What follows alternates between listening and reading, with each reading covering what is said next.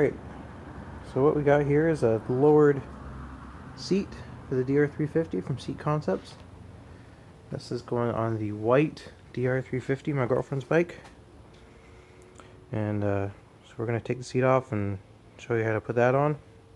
I just got back from a trip down to the States yesterday, got some seats for my English Ford, air filter housing, and a cheap Harbor Freight generator. So I'm going to move that stuff out of the way and get the seat off and get the new foam and cover on.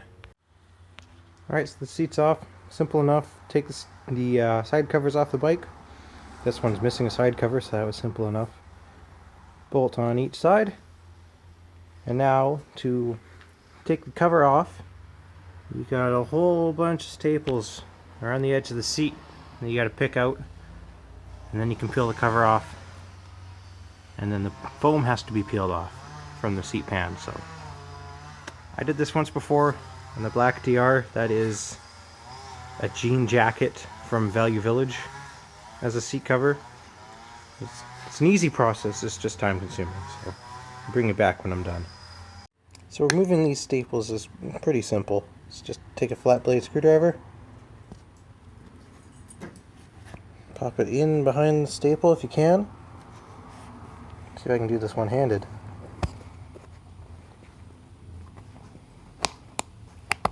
Mark it out most of the way.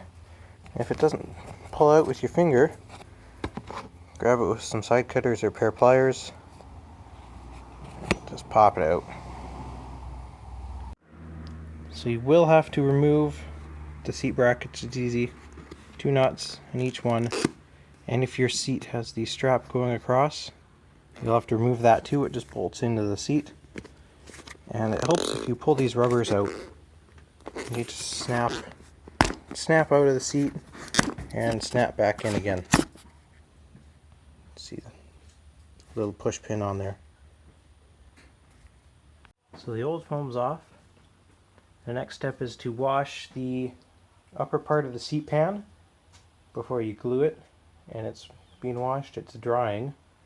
So while it's out in the sun drying, the other thing we're going to do is change the fork springs. These are DRZ400 forks on this bike. And the guy we got them from had 48 kilogram per millimeter springs in it, which are far too heavy for my girlfriend.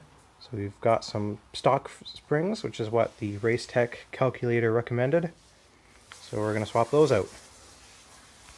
So what I've done is I'm threaded the cap, and I have the bike on a stand, and what I've done is I've just lowered it enough to push the inner fork rod and the cap out enough to get a wrench on everything.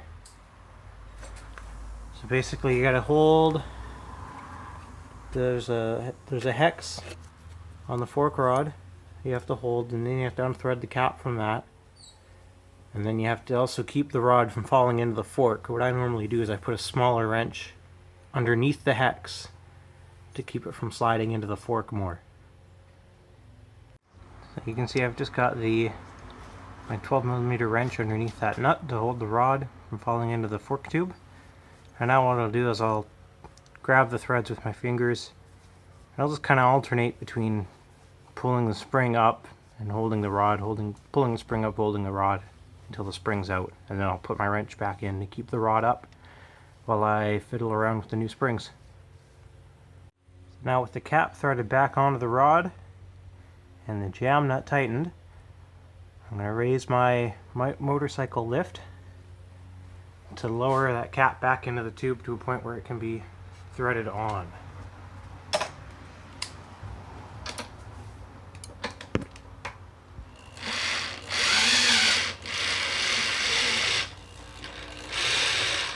Something like that.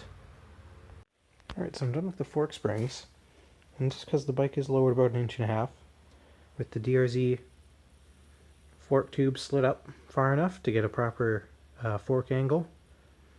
Handlebars hit the fork tube, so we're waiting for some handlebar risers so that everything works okay with that. And the seat pan's dried. I glued it on and I had to go out and run some errands. So now it's just glued it on with some 3M Super 77. That's what they recommend in the instructions with the seat kit. Now it's ready to pull the fabric over and staple it down to the pan.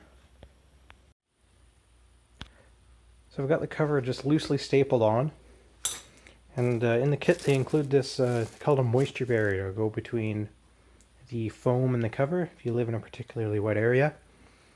Here in BC it rains a lot, so I figured that would be a good idea to put on. And I've just got a handful of staples around it to get everything, make sure everything was lined up properly and no wrinkles or anything. The kit tells you to start by putting a couple in the front, a couple in the back, and then stretching everything else around over. I had to take the ones in the back out a couple times to make sure, just to get everything just right. And now that I got it lined up pretty good, I can take some of the crappier staple jobs out and completely staple it this time. Alright, there you have it. Cover's on, seats installed. It's much lower profile compared to a stock seat, so that should work out good for us. Thanks for watching. Hope you enjoyed.